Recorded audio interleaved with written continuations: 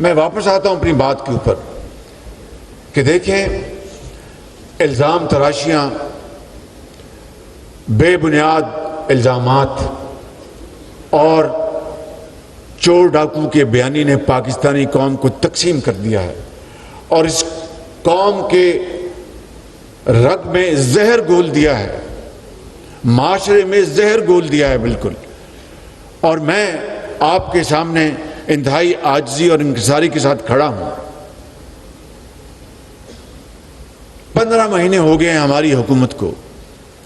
بے پناہ مجھ میں کمزوریاں ہیں. میں اللہ تعالیٰ سے ایک خطا کار انسان کے طور پر ہر وقت اپنی غلطی کی اور گناہوں کی معافی مانگتا ہوں، جو کہ ہمیں حکم ہے اور یہی طریقہ ہے زندگی کا. میں آپ کو آج گواہ بنا کر کہتا ہوں کہ 15 ماہ میں سیلاب سے لے کر،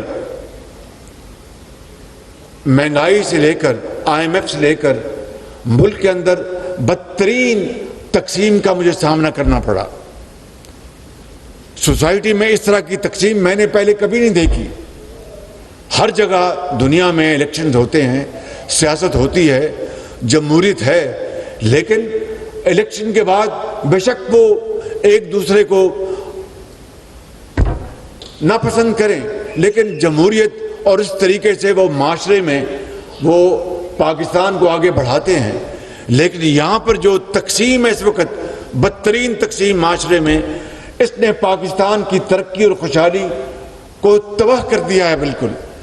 آج میں پھر کہتا ہوں کہ آئیں چارٹر آف اکانومی کریں، آئیں چارٹر آف ڈیموکریسی کے لیے کام کریں، کیونکہ کوئی حکومت آئے اور جائے، معاشی پروگرام جس طرح دنیا کے بعض ممالک میں یہ طے ہے، امریکہ میں یہ طے ہے کہ کوئی حکومت امریکہ میں آئے یا جائے، وہاں پر ان کا ایک چارٹر ہے، اس کے اوپر وہ کوئی تبدیلی نہیں کرتے.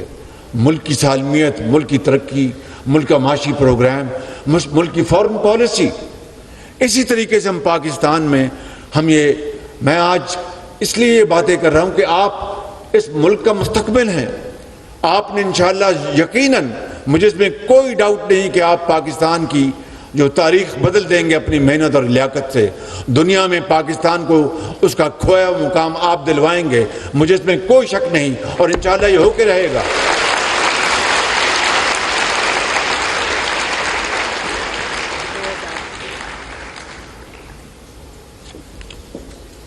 تو اس لیے چارٹر آف اکانومی، یہ صحافی محترم بھائی میرے سامنے بیٹھے ہیں، اس کے اوپر بات کریں، قوم کو اس کے اوپر لے کے آئیں. اب دیکھیے کہ میں جانتا ہوں کہ کس طرح IMF کے ساتھ ہم نے منتیں کر کے یہ پروگرام کیا ہے. لوگ کہتے تھے کہ بعض لوگ کہتے تھے جناب پاکستان IMF کا پروگرام نہ بھی ہوا تو پاکستان ڈیفالٹ نہیں کرے گا. خدا کرتا کہ ایسا نہ ہوتا، لیکن ڈیفالٹ اگر نہ بھی کرتا تو IMF کے پروگرام کے بغیر وہ ہماری ایک مجبوری بن گیا تھا. ہمارا ڈالر کے ساتھ روپے کا تعلق کیا ہوتا، روپیہ کہاں جا رہا ہوتا، ڈالر کہاں جا رہا ہوتا، اسٹاک ایکسچینج کہاں جا رہا ہوتا، اور تمام دنیا کے جو ملٹی لیٹرل جو فائنینشیل انسٹیٹیوشن ہیں انہوں نے اپنے دروازے ہم پہ بند کر دینے تھے.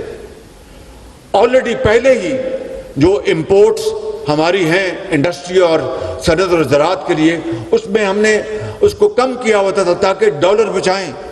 اگر IMF کے ساتھ پروگرام نہ ہوتا تو ہمیں امپورٹس اور کم کرنی پڑتی ڈالر بچانے کے لیے. اس سے پھر کیا ہوتا، صنعتوں کی چمنیوں سے دھواں نکلنا بند ہو جاتا، مزدور بے روزگار ہو جاتے، ہماری ایکسپورٹس پروڈکشن وہ زمین بوس ہو رہی ہوتی. ایک عجیب نیا ایک بحران پیدا ہونا تھا جس کا کوئی اندازہ نہیں کر سکتا.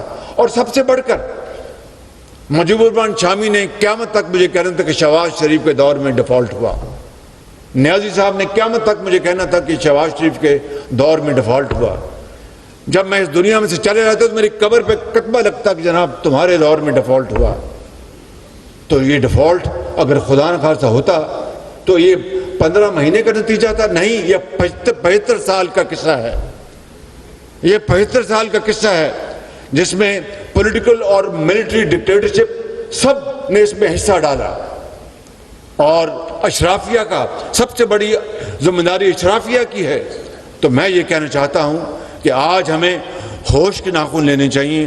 اللہ تعالیٰ کا بے پایہ فضل و کرم ہے کہ IMF کا پروگرام ہو گیا, ڈیفالٹ کا خطرہ ختم ہو گیا. لیکن اب ہمیں, اور میں اس کو بریدنگ سپیس کہتا ہوں, بریدر ہے یہ, بریدر یعنی سانس لینے کا موقع ملا ہے. اب ہمیں اس کو کنورٹ کرنا ہے ایک بہت بڑی اپرچونٹی میں.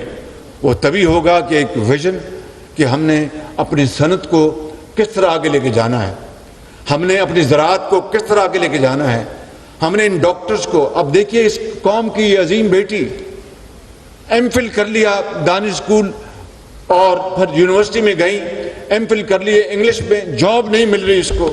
آج اگر یہ پروگرام نہ ہوتا تو نہ جانے زندگی کے اندھے تھپیڑے اس کا مقدر ہوتے. اور یہ کوئی, میں سمجھتا ہوں کہ کوئی فیور کی بات نہیں, یہ کوئی احسان نہیں, اس کا حق تھا. اشرافیہ کے بچے اور بیٹیاں وہ تو دنیا کی بہترین یونیورسٹیوں میں نارتھ امریکہ میں اور جنوبی فرانس میں پڑھ سکتے ہیں.